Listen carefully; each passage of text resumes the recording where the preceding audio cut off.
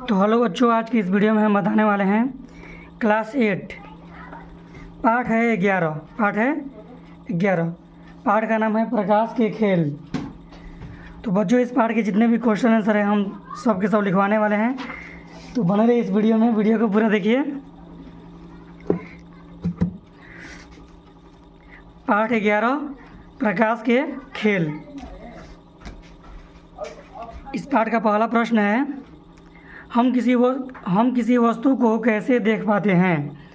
इसका आंसर है उत्तर, हम किसी वस्तु को तब देखते हैं जब प्रकाश की किरण उस वस्तु से टकराकर हमारी आंखों तक पहुँच। देखिए, सबसे पहले प्रकाश की किरण किसी वस्तु पर टकराती है और टकराने के बाद हमारी आंखों पर पहुँचती है, तो हम किसी वस्तु को देख पाते हैं। देखिए, हम किसी वस्तु को तब देखते हैं जब प्रकाश की किरण उस वस्तु से टकराकर हमारी आंखों तक पहुँचती है, तब हम वस्तु को देख पाते हैं।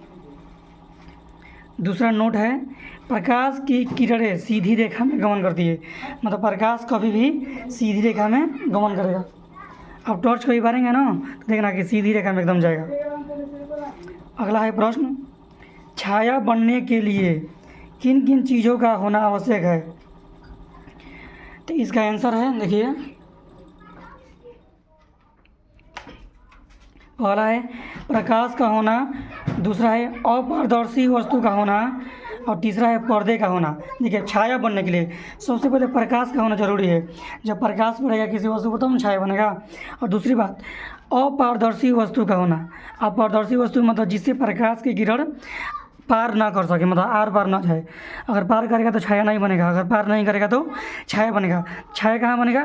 पर्दे का होना, पर्दा का होना ज़रूरी है, तो हमने छाया बनेगा। पर्दे पर बनता है, या ज़मीन पर भी ऐसे बन जाता है छाया। समझ गए? किसी भी वस्तु का होना ज़रूरी है। पर्दे मतलब कोई भी वस्तु है, जैसे आपका प्रतिबिंब जैसे रोड पर भी बन जाता है, सड़क गली किसी पर दीवार पर भी बन जाता है। मतलब पर्दे मतलब लिख सकते हैं उसे हम। अब ये चित्र देखिए, आप लोग ये एक बार चित्र देख लीजिए, चित्र को नोट कर लीजिए। चित्र से हम सब बताने वाले हैं। देखिए, ये जो यहाँ से यहाँ तक रेखा है, ये रेखा है। ये जो बिंदु है ना, इसको कहते हैं आपतन केंद्र या आपतन बिंदु। और देखिए, ये सीधा जो आया है ना, ये है अभिलंब। क्या है?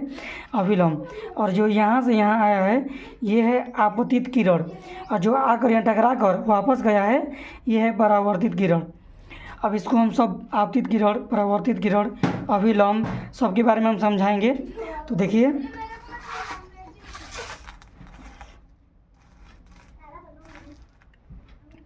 तो पहला है आपतित किरण किसे कहते हैं। देखिए, किसी सतह पर आकर टकराने वाली किरण को आपतित किरण कहते हैं।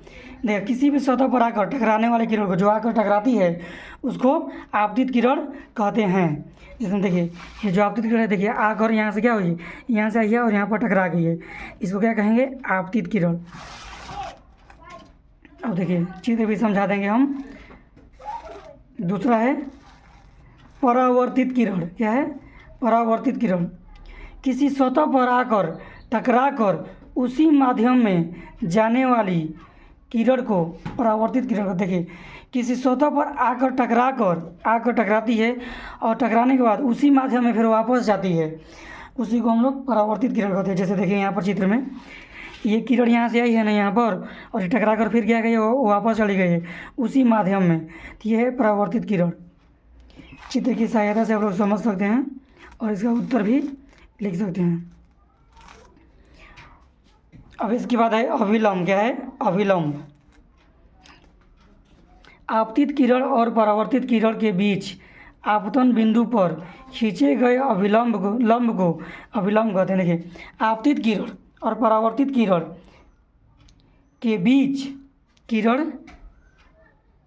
के बीच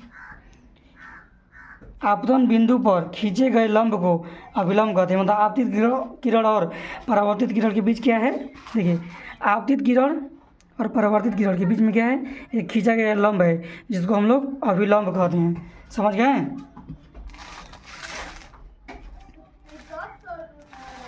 अगला है, प्रकाश के परावर्तन के 2 नियम है।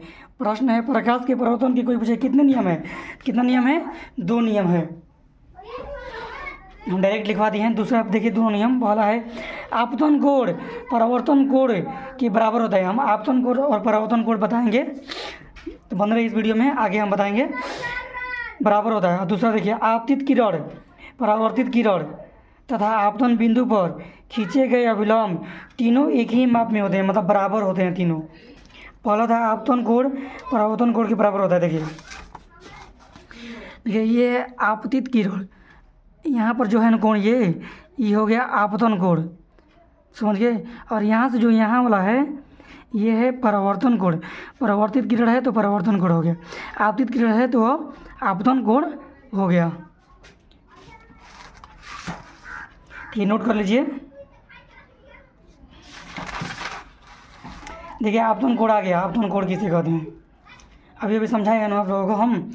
देखिए आपतन कोण किसे कहते हैं, तो देखिए प्रश्न उत्तर है आपतित किरण तथा अभिलंब के बीच के कोण को आपतन कोण कहते हैं। आपतन कोण को, ये देखिए ये सिंबल जो है ना, ये कोण का चिन्ह है। ऐसे जो होता है ना, देखिए ऐसे करके ऐसे ये कोण हो गया, ये आपतन कोण को कोण आई से व्यक्त करते हैं। देखिए आपतित किरण तथा अभिलंब के बीच, देखिए आपतित किरण और यह अभिलंब के बीच क्या है, इसी को आपतन कोण कहते हैं, समझ गए। और देखिए परावर्तित किरण और अभिलंब के बीच को परावर्तन कोण कहते हैं, समझ गए। देखिए आपतन कोण नोट कर लीजिए आप लोग। देखिए परावर्तन कोण, परावर्तित किरण तथा अभिलंब के बीच के कोण को परावर्तन कोण कहते हैं। परावर्तन कोण को कोण आर से व्यक्त करते हैं। ये कोण का सिंबल है, कोण आर से व्यक्त करते हैं। मुझे समझ में आ गया। अब आगे देखिए, अब आँख के बारे में हम लोग पढ़ेंगे। आँख के भाग क्या क्या होता है। आँख जैसे पुतली, आप लोग सुना होंगे पुतली के बारे में। पुतली किसे कहते हैं, उत्तर है परितारिका में छोटा द्वार होता है जिसे पुतली कहते हैं, समझ गए। परितारिका में छोटा द्वार होता है जिसे पुतली कहते हैं। तो परितारिका आखिर किसे कहते हैं, इसको भी हम बताएंगे आगे। कार्निया किसे कहते हैं, उत्तर देखिए आँख के बाहरी आवरण सफ़ेद होता है, इसके पारदर्शी अग्रभाग को कार्निया कहते हैं। देखिए आँख के बाहरी आवरण सफ़ेद होता है। देखिए आँख में सफ़ेद भाग होता है ना, सफ़ेद होता है।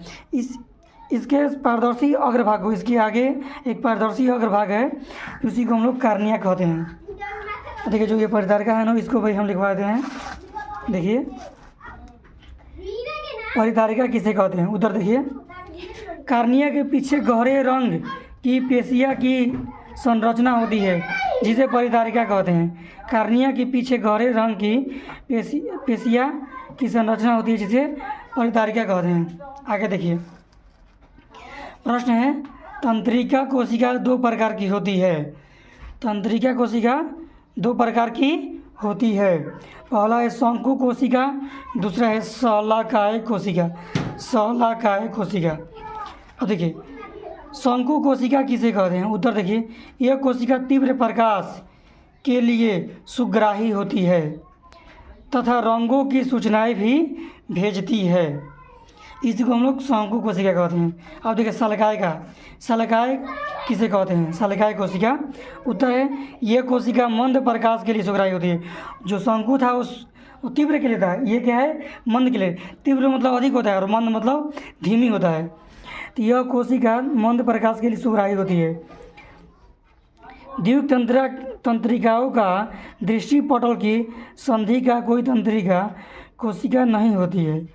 इस बिंदु को अंत बिंदु कहते हैं। इसमें देखिए एक और प्रश्न है यहाँ से, द्विक तंत्रिका का दृष्टिपटल की संधि का कोई तंत्रिका कोशिका नहीं होती है, इस बिंदु को अंत बिंदु कहते हैं। अधिक शलाकाय किसे कहते हैं, यह कोशिका मंद प्रकाश के लिए सुग्राही होती है, इसी को शलाकाय कहते हैं। अच्छा पूछेगा कि अंत बिंदु किसे कहते हैं, यहाँ से बोलना है द्विक तंत्रिकाओं का दृष्टिपटल की संधि का कोई तंत्रिका कोशिका नहीं होती है, इस बिंदु को अंत बिंदु कहते हैं। समझ गए, नोट कर लीजिए आप लोग वीडियो को अच्छे से। चलिए आगे बढ़ते हैं। प्रश्न है आँख में प्रतिबिंब कैसे बनता है। तो देखिए इसका उत्तर है पुतली के पीछे एक लेंस होता है जो बीच में मोटा तथा किनारे पर पतला होता है। लेंस आँख द्वारा देखी जाने वाली वस्तु का प्रतिबिंब दृष्टिपटल पर बनाता है। समझ गए? देखिए, पुतली के पीछे एक लेंस होता है जो बीच में मोटा तथा किनारे पर पतला होता है। यही लेंस आँख द्वारा देखी जाने वाली वस्तु का प्रतिबिंब दृष्टिपटल पर बनाता है। नोट कर लीजिए आप लोग अच्छे से। आगे नोट है, किसी कोण पर झुके दो दर्पण अनेक प्रतिबिंब बना सकते हैं। देखिए, दो दर्पण अगर आमने सामने रखेंगे तो आप लोग, तो उसमें अनेक प्रतिबिंब बनेगा। आप लोग कभी नाई के सैलून में गए होंगे तो दोनों साइड अगर दर्पण होगा ना, आईना, तो देखना उसमें अनेक प्रतिबिंब बनेगा। अगर दोनों समान मात्रा में बराबर कोण पे रहेगा तो अब समझ गए ना। अब देखिए अगला प्रश्न है, अप्राकाशिक साधन कौन कौन है? अप्राकाशिक मतलब प्रकाश नहीं होता है, अप्राकाशिक होता है। तो ब्रेन स्लेट, ब्रेन लिपि युक्त कागज, ब्रेन स्लेट और ब्रेन लिपि युक्त कागज।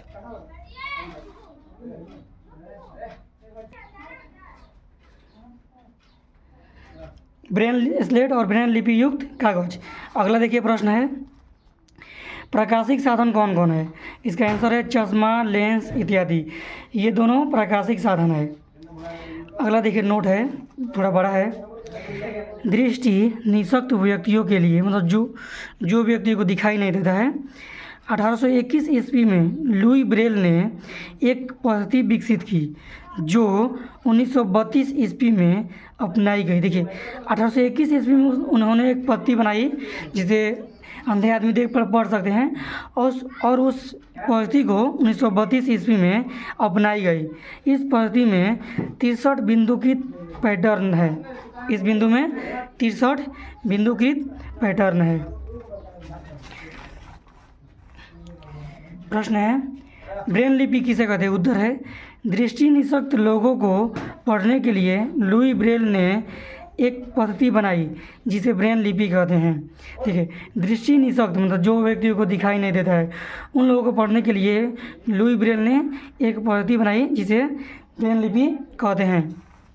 अगला देखिए प्रश्न है, हमारे यहाँ के महत्वपूर्ण भाग कौन कौन है?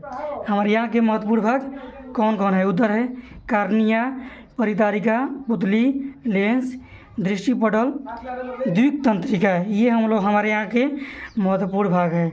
अगला है नोट है, लास्ट है, नेत्रदान मृत्यु के 4 से 6 घंटे के अंदर हो सकता है। 4 से 6 घंटे के अंदर नहीं हुआ तो वो नेत्र खराब हो सकता है। तो वीडियो खत्म हो गया। वीडियो अच्छा लगा तो वीडियो को लाइक कीजिए।